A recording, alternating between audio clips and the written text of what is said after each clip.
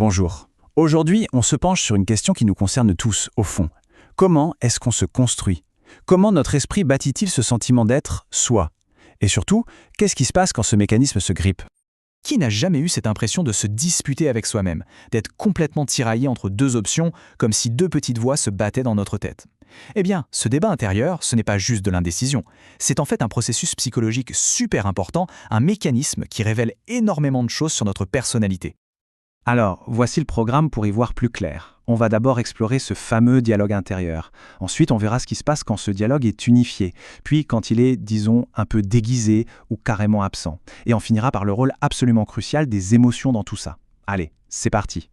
Alors, pour commencer, ce va-et-vient permanent dans notre esprit, comment est-ce que la psychologie appelle ça? Eh bien, le mot-clé, c'est la dialectique. Et c'est un concept vraiment puissant pour comprendre comment on fonctionne de l'intérieur.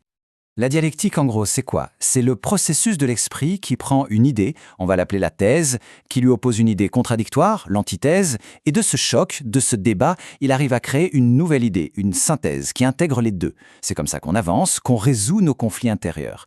Mais, comme on va le voir, tout le monde ne suit pas ce chemin-là.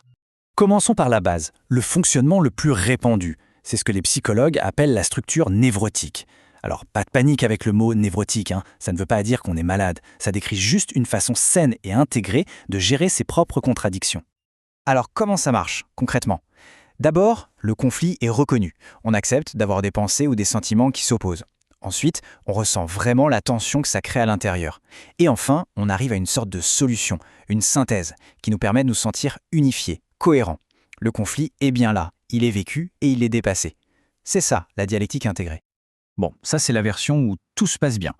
Mais qu'est-ce qui arrive quand ce dialogue interne est, disons, faussé?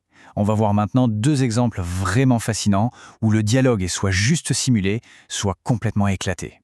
Regardez bien ce contraste. D'un côté, on a le conflit réel, qu'on a vu juste avant, et de l'autre, l'antidialectique perverse. Ici, le conflit est juste simulé. Il n'y a aucune tension.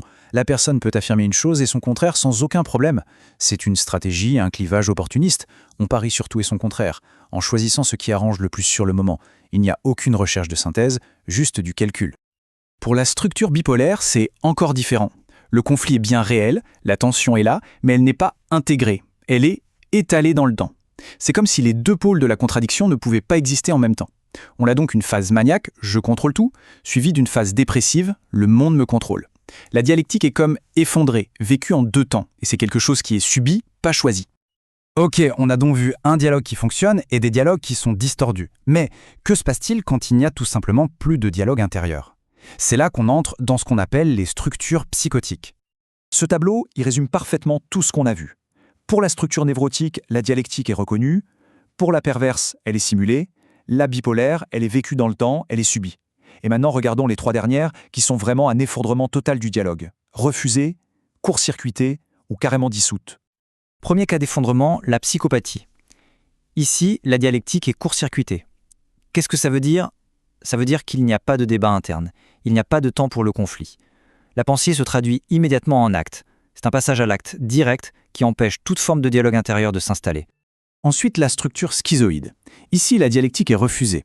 La personne perçoit bien les forces contraires, les contradictions, mais c'est tellement angoissant, tellement toxique pour elle qu'elle choisit de se retirer. C'est un retrait du monde et de soi-même pour ne pas avoir à affronter ce dialogue interne jugé insupportable. Et on arrive au cas le plus radical, la schizophrénie. Ici, la dialectique n'est pas juste refusée ou court-circuitée, elle est dissoute.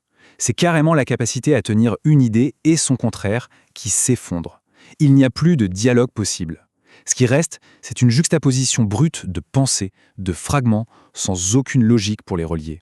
L'esprit est littéralement éclaté. Ok, ça paraît assez clair. Mais ça soulève une contradiction, un vrai paradoxe. Si dans toutes ces structures le dialogue interne est impossible, est-ce que ça veut dire que ces personnes ne ressentent aucune émotion?